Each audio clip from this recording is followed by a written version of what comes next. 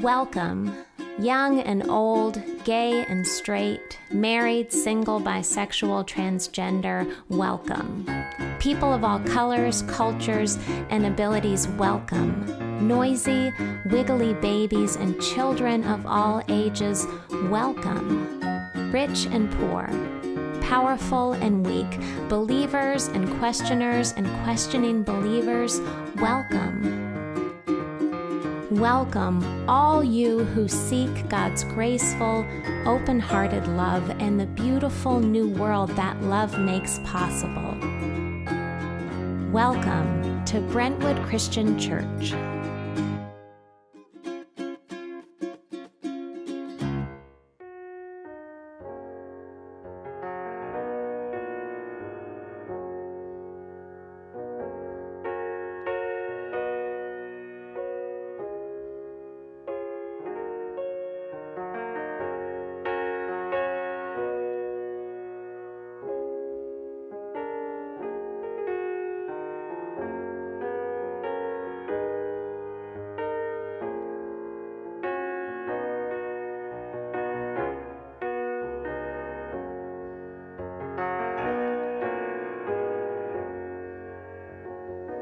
Spirit, open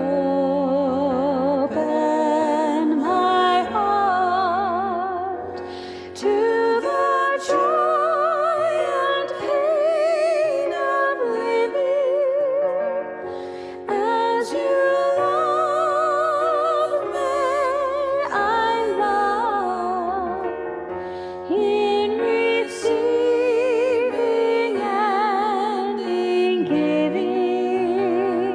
Spirit, open my heart.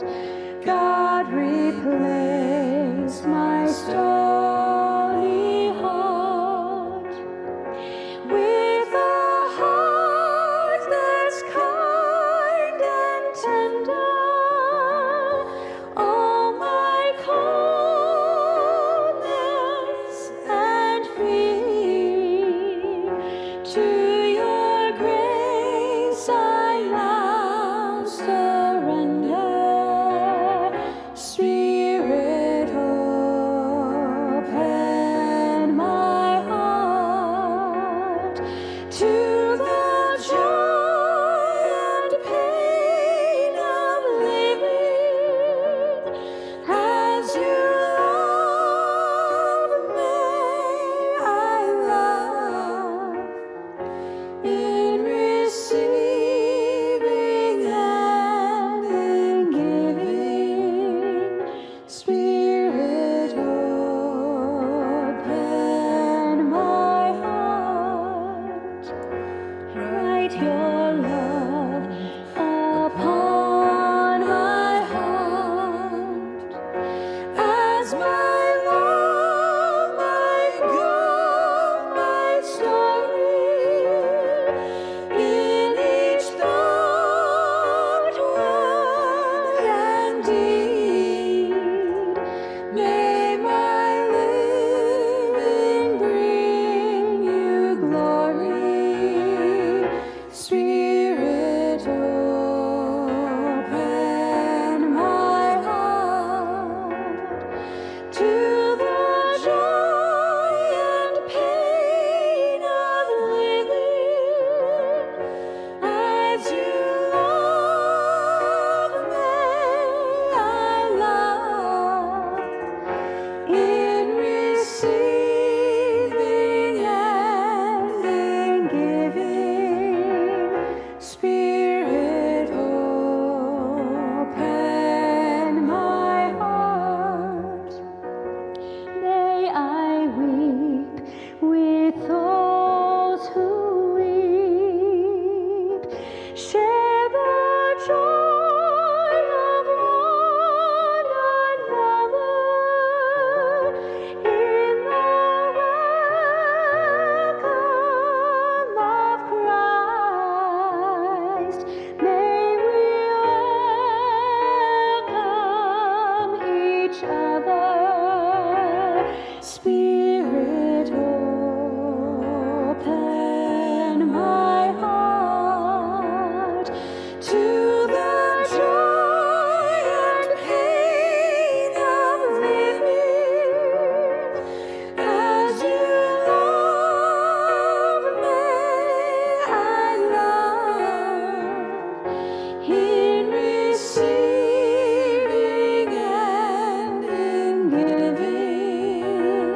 Spirit, open my heart.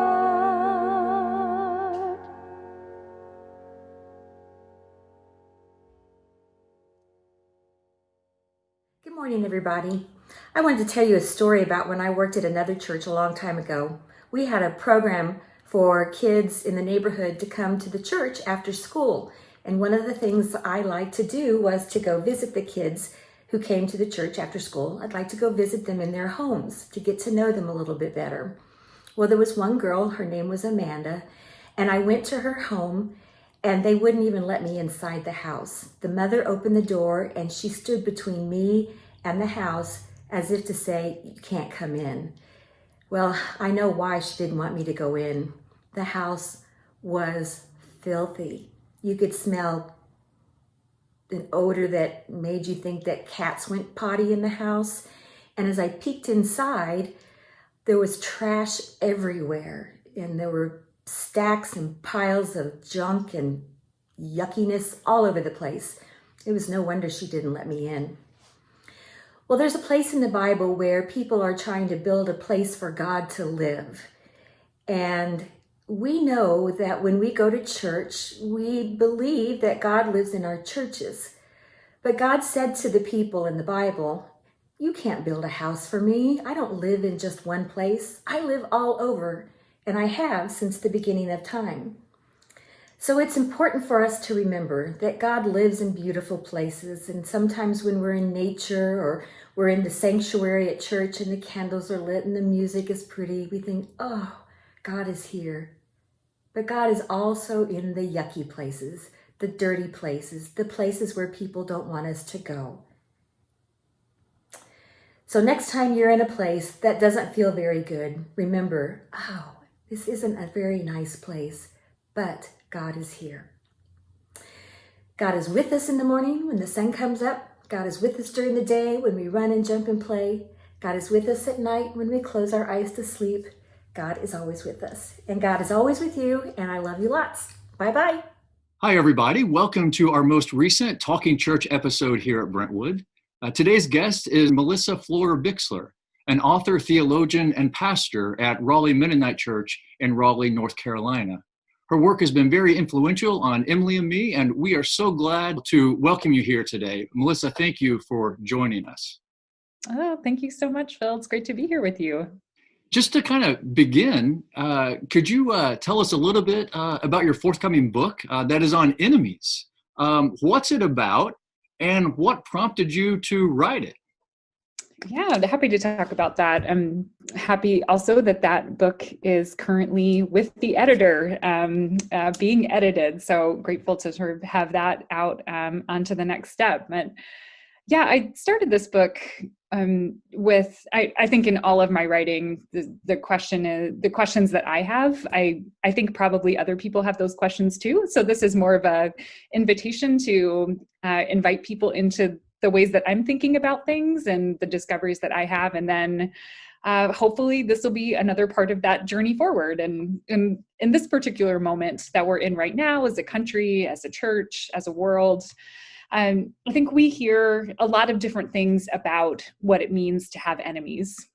And so one of those streams could be that we don't actually have enemies in Christianity, that our unity in Christ or who we are together erases the possibility of enmity. But then we also have Jesus, who says, "Love your enemies." So there must be enemies out there if Jesus says we have to love them. And then we also have these messages about how enemies are people who we hate or rage against, or we long for their destruction, and we can sense something is amiss about that. And then we have this robust tradition of enemies in the Hebrew Bible. That's also a part of our Christian tradition.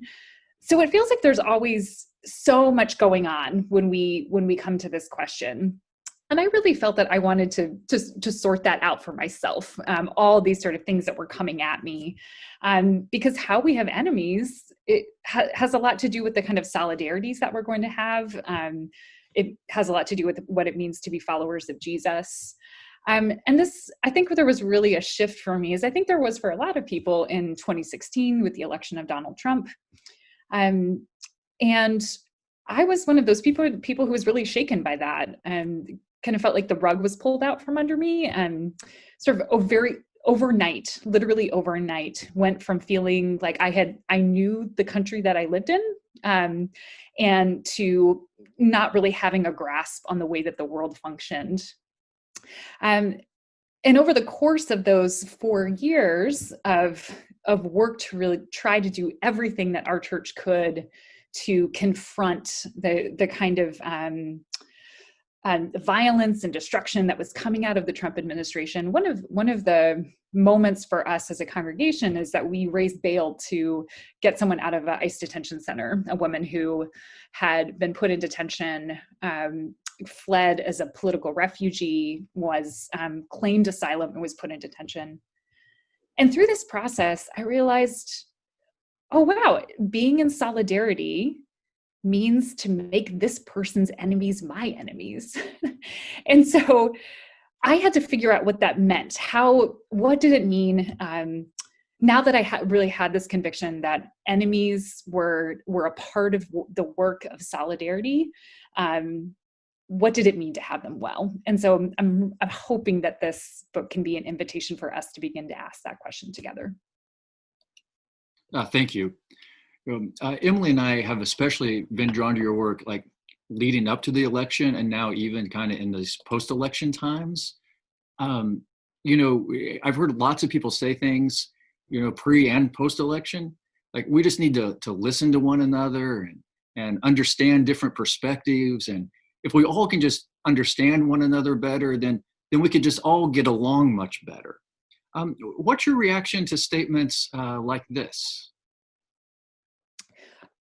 I'd like to see evidence of that, and I think the problem is that I don't. Which isn't to say that people don't change. I am committed as a person who has changed many times in my own life to people being able to change. But we have not seen in history a collective movement of freedom that is based on people individually being talked out of their position. It's sort of this, the starfish on the beach that you throw back in, and if that's great for individual conversion. But I don't think that we actually see movements of solidarity and movements of justice happen in that way. And in fact, what we've actually seen is the opposite. So in 2016, we were hearing the same thing we are hearing now. If we just listen to each other, if we have these conversations, if people understood, it was those same conversations. And I'm assuming that for the past 4 years, people have been doing that, right? They have been talking to their family members, and they've been building relationships, and they've been going to church, and they've shared about what's important with them. And as we know, what happened is that more white Christians voted for Donald Trump in 2020 than 2016. And this is in light of this cascade of white supremacist destruction. Our community suffered from ICE raids where people were disappeared at traffic stops and in their workplaces. We saw child separation at the border, a 300% rise in anti-Jewish violence. And so I think it's important for us to remember that this is not the first time we're hearing this. We heard this before. And then in light of everything we've seen, we actually saw the white church dig deeper into I think the lie and the self-service of white supremacy in the Trump administration. The other thing that I think is a historic piece for us to hold in mind is that we are also not one generation removed from the time when white fathers were pouring bleach into public pools to keep Black children out of them. We are not even one generation removed from buses being bombed by white churchgoers who wanted to prevent Black people from registering to vote. And we are not one generation removed from white mothers spitting on children as young as 6 years old, trying to get into their schools to integrate them for the first time. And so I think the question for me when I hear, just give us more time, we just need more conversation, if we just understand how long, right? That refrain from the Psalms, that how long, O Lord? And this is, I think, the question for the church right now. How much more do you need to see? How much more dialogue before we're willing to actually say, this is not a strategy that is working for us? And I know that especially in this, where it feels like we're now in crisis, I know that I just do not have the disposition to spend time experimenting with personal conversion when there is so much work to do in actually building this new world and inviting people into it. Not long ago, you tweeted, quote, the idea that all our conflicts are misunderstandings or reduced to interpersonal issues, or that we need to talk things out behind the scenes. Well, that's good for only one group of people, men in power. It is not pacifism, and it has a deep history of violence. Could you unpack this for us? Yeah, this definitely makes me think I'm going to be really careful about what I tweet in the future, since I'll be asked to give an account for myself. So I'm really grateful for that accountability in this space, first of all. But yeah, no, I now that I hear that again, I still think that's true. And I think it's important to remember I'm from the Mennonite Church. So I'm from a tradition that is a pacifist tradition. And oftentimes what that has meant for us is we use this language of being the quiet in the land, which is really how can we just remove ourselves from the conflicts of the world. And the Mennonite Church is also a church that went from having very radical social and political positions to really being subsumed largely into the whiteness of the United States and being able to get by.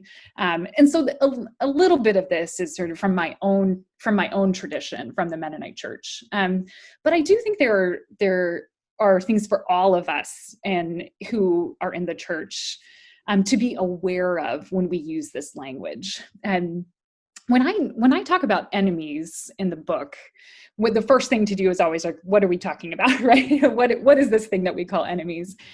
And when I talk about enemies, I am not talking about disagreement. Enemies are relationships of disproportionate power, or people who have become enemies out of solidarity with people who are experiencing disproportionate power. So you always have a relationship where power is a part of the dynamic. And I continue to see that power is one of the most neglected conversations that we have in the historically white church. And until we talk about power, I don't think that we can actually understand what it means to have enemies, to disagree, to have conflict. Because misunderstanding for me is a word that assumes that power is equal. That's just difference, right? If there's nothing on the line between you and me, Phil, it's just an interpersonal argument. That doesn't mean we're enemies. It just means we disagree with each other. And we have to be able to distinguish this from people who live in systems of both passive and active harm. And to recognize that there are people who actually make up these systems, right? It's people who make up these systems. And one of the ways that I think that we scaffold and activate systems of oppression is by reducing it to a misunderstanding. Because the only people who thrive within the current system are benefited by that reduction, right? Like if we just talk about the personal, it never is actually going to impact the larger system that people are a part of.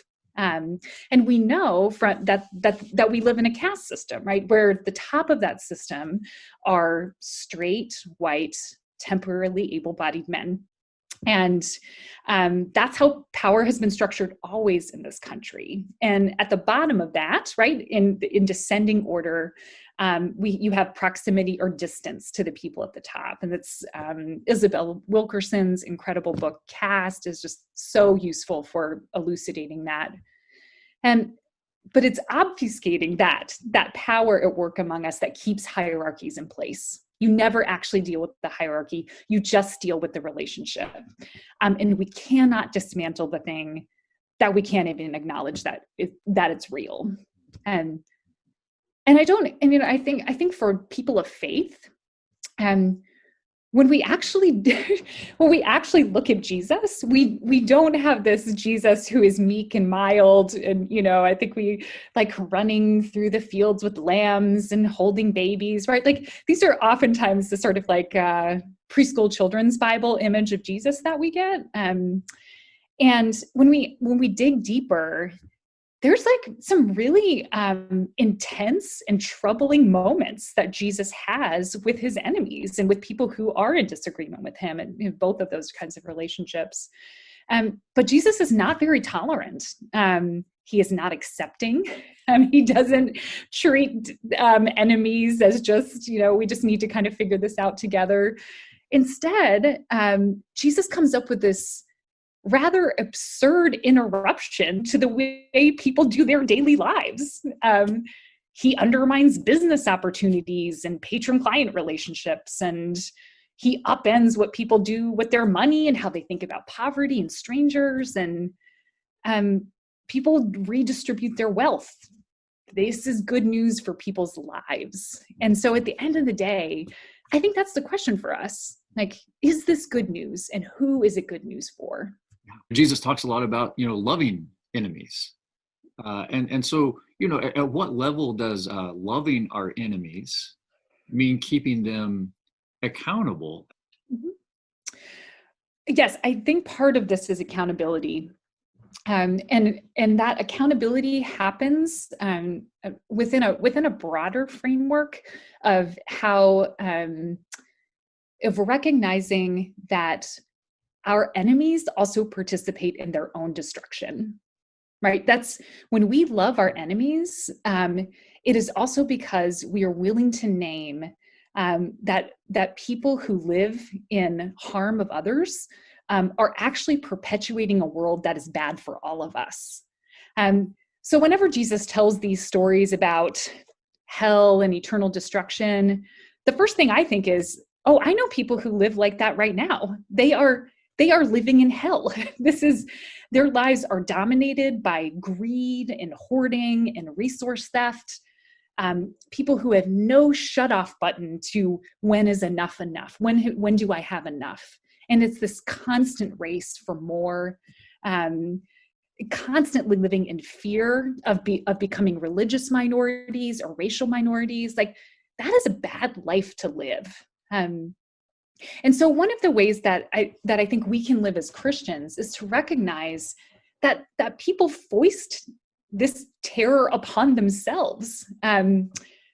One of the places where I think we see this the most clear-eyed is in the book of Revelation. I've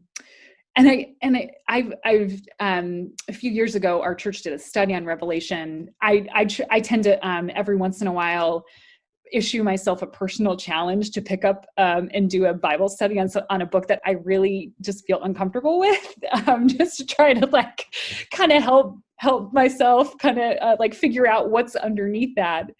And one of the things that I really got from this last study that we did on Revelation is that God doesn't need to throw down lightning bolts or, raise up floods from the earth.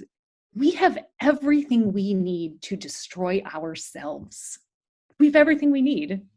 And Revelation is actually the vision of a world where we have been given over to ourselves. And look around us. We have all the poverty and environmental destruction and war to easily take ourselves out with no active role from God. And so recognizing that creating a world without enemies is actually good for our enemies and for us. So I was thinking about just maybe like a more concrete example of this might be the forms of masculinity we see in our culture, and the expectations that men in our culture live with. That you center your life on earning money, you don't show emotion. There's invulnerability, even to the point of refusal to acknowledge mental and physical health conditions, as if this is a form of weakness, right? And we know that this is bad for women and children who become victims of domestic violence, of hostile workplaces, of sexual harassment. But what we also know is that this is bad for men, right? This is a bad world for men. It's bad for men to live with the truncated self-sufficiency, and it's bad for men's souls. It is this moral wound to participate in the destruction of others. And so we want to make this new world that leaves behind these old orders, because sin and death is bad for all of us. And we are wrapped up in our mutual destruction. And I think, getting back to that question about accountability, when we have an abuser or an oppressor, we recognize that you can both participate in your own destruction and need to be held accountable for that, right? Like, I think there's this sense sometimes, maybe in the progressive church, that it has to be one or the other, right? Like that we either, people are just victims of their circumstances, or there's accountability. But I actually think we need accountability more than ever when we have this sort of loving our enemies framework. Because we can really only begin to talk about the reign of sin and death if we call people to account for their participation in it, and to create new ways of living together that invite them out of that and into a new world that maybe they cannot even imagine for themselves right now. Yeah. One of the things that the disciples of Christ talk a lot about is unity. And we are grounded in this idea that Christ holds us together in the midst of our differences. And unity has been called the disciples of Christ's polar star. I think a lot about the calls to unity that I've heard, here after the election, especially. Whenever you hear Christian calls for unity and such, in these times or any other time, what comes to your mind? These calls from unity, I think, can issue from two different places. And I think one option is one that we are seeing more in the historically white church, where unity really is washing away differences that cause tension or friction, right? We don't want to come into church and to feel badly about the person sitting next to us because of who they voted for. So that's really, I think, the most popular, as you were saying, Phil, version we're seeing is no matter who you voted for, we're siblings in Christ. That's sort of the language that we're hearing, which works out really well if nothing in your material life is affected by politics, right? If your next meal or clean water or your deportation or whether or not you get health insurance is unaffected by the election, then it really is easy to see these as ideological differences, right? Like we have different ideas about the national debt. Like, what does that actually do to affect our daily lives? Probably marginal. But that is not the case for the vast majority of people who live in this country. Politics is life or death, and it is not just the voting booth. It is every single day. So I think the question for us is, what does it mean about the kind of unity we proclaim when we're willing to say that what unites us has actually makes no difference in other people thriving, but is really just a set of common principles? That does not sound like good news. That just sounds like quietism. I do think we're hearing, though, a different kind of call for unity from the Black church, from queer affirming churches, from activist communities. And that is this real robust unity that begins with acknowledging harms and then begins to work towards reparation and repair, right? So the question on my mind, and that I think should be on the mind of every white pastor right now, is how can I unify my church around stamping out the disease of Trumpism? That should be the question that we are unified around right now. Not saying, how is my interpersonal relationship with the person next to me impacted by who we voted for, the yard sign that we had out front. And I think we'll continue to see quietism and avoidance of conflict rather than the gospel of Jesus Christ if we are not willing to begin to acknowledge the harms that came for a vast majority of underserved and vulnerable communities.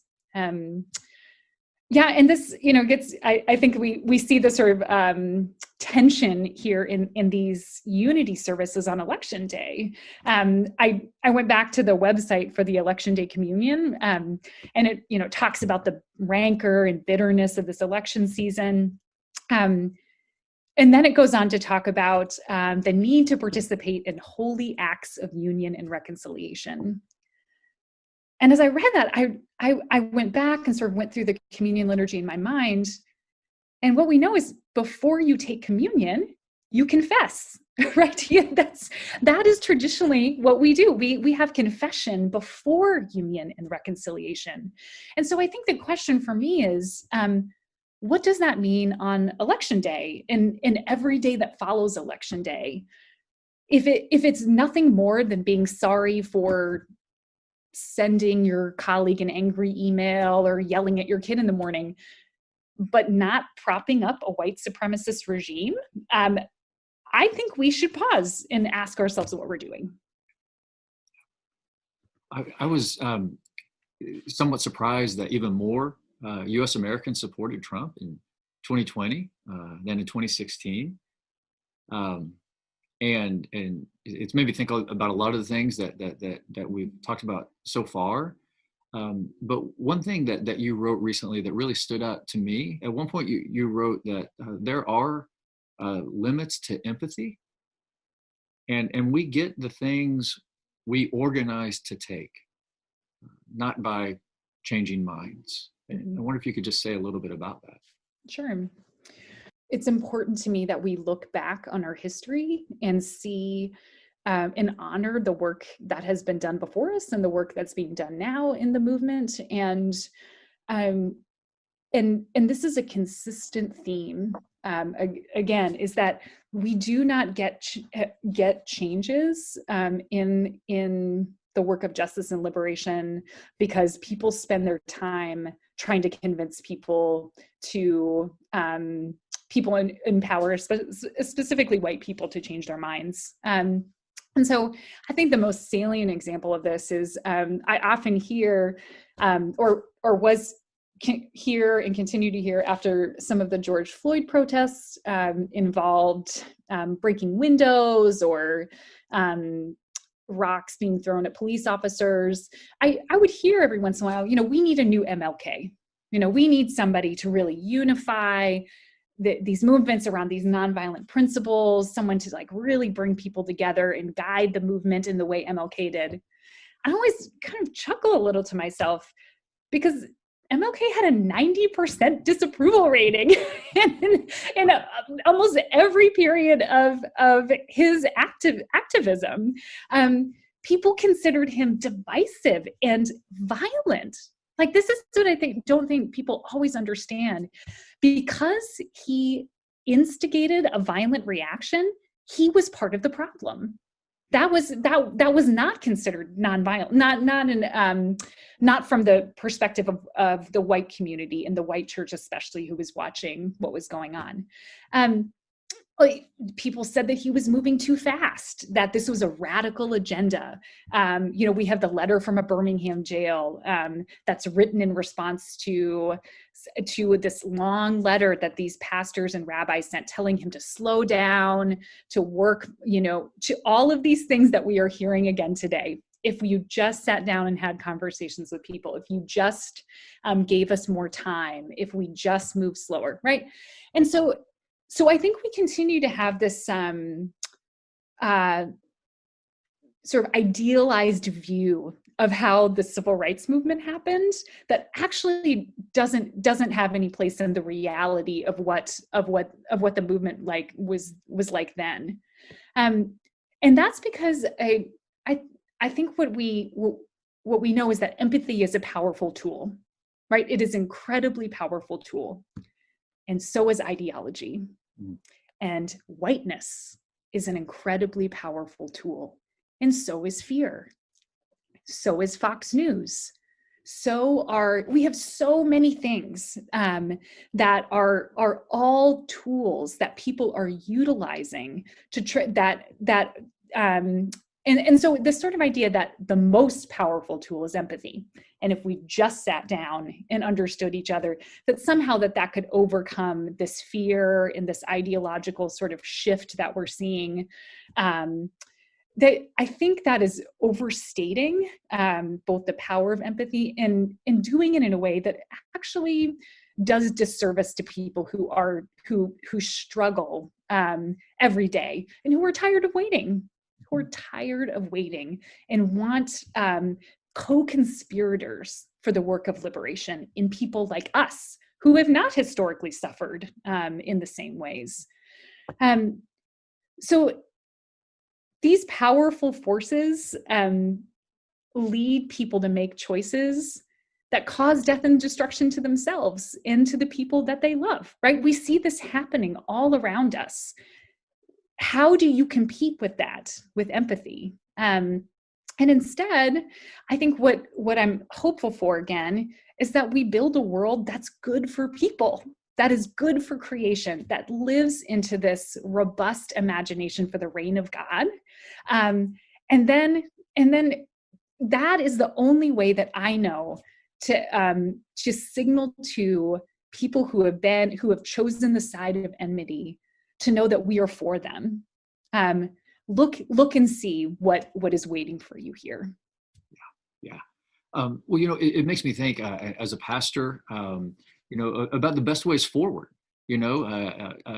for pastors, for congregations. And so like, if you had any advice for progressive congregations and pastors in this post-election world, what would it be?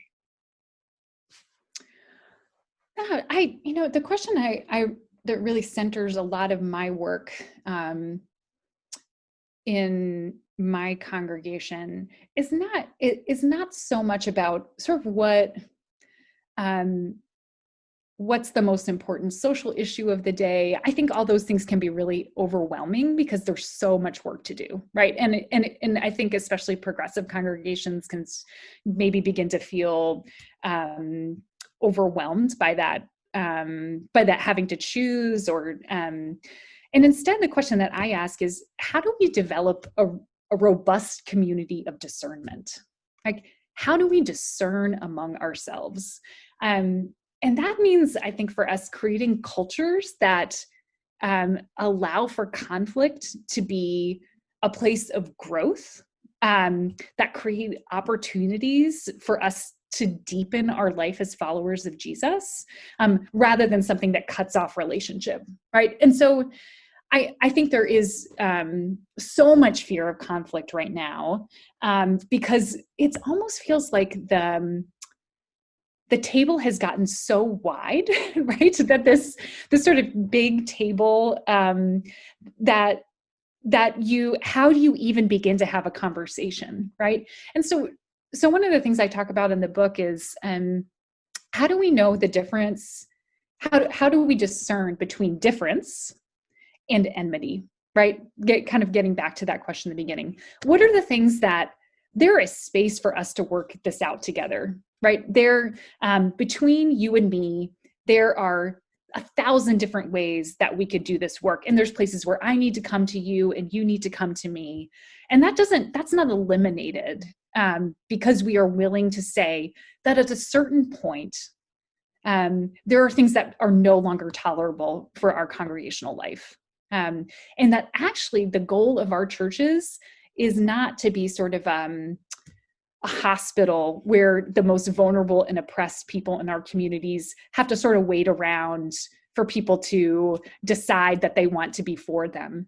But what if it was actually a refuge? what if the church was called to be a safe place for people to land who every day go into work and don't know if they're going to get fired because of the person that they're married to, for who every day wonder if they're going to send their child out to get shot and killed by a police officer in a traffic stop. Like, what if we were actually instead saw ourselves as a place of nourishment and rest and resistance and work together, and that's what Jesus does. That's the community that Jesus calls people to.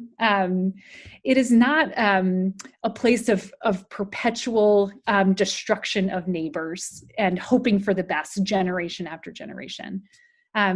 It's a place where Jesus robustly calls people to lay down their old lives and to figure out what it means to live into this new life. But first you have to lay down the first thing, right? That's the first part. So how do we discern that would be the first question. And so, and sort of that related second question is, how do we just live into this kind of Christ-like absurdity of these, of the, like, stretching our imaginations for these possibilities that I think often get limited by practicality, which, I'm sure, that's important too. But, I know there's this church in Philadelphia that they're forgiving each other's student loans. Our church is part of abolition work, where we are trying to imagine ways to be safe without putting people that we have grown to love in prison for the rest of their lives. And all of that comes from developing this imaginative space, and by listening carefully to the people who've come before us, who even before we knew it was possible said, no, there's something else out there. No, there's another world that's possible. And you may not know it yet, but we've put these little pieces here for you to follow, and you pick them up and you make something out of them now. And there are already people at work at this. And so we don't even have to figure this out on our own. We just have to join ourselves up with the work that's already happening. And that is joyful and creative and life-giving and good. And it is good for everyone. It is good for everyone. That is good news. Now, that is inspiring. That is hopeful. Appreciate you sharing that so much, and appreciate your time with us today so much. I know Fire by Night, your book, is already available everywhere books are sold. But what about your new book? It's in the editor's hands. Any guesses on when it might be available? Yeah, that's July of 2021. It's just always amazing when you're actually in the book writing process, how long these things actually take. But I think pre-orders are going to be out soon, so you can keep an eye out for that. And I'm grateful for people who read it and are happy to be part of the conversation that we're all having together. Yeah. Well, wonderful. Well, the links are there for you if you want to learn more about the work of Pastor Melissa Florer-Bixler. Thank you so much from those of us here at Brentwood for taking time to share with us today.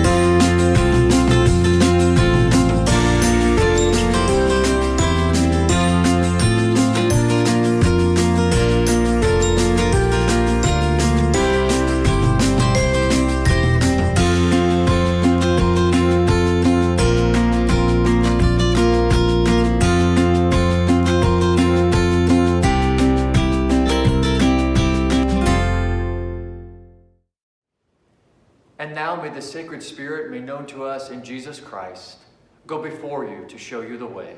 Go behind you to push you into places you would not necessarily go yourself. Go beside you to be your companion. And dwell inside you to remind you that you are not alone and that you are loved beyond your wildest imagination.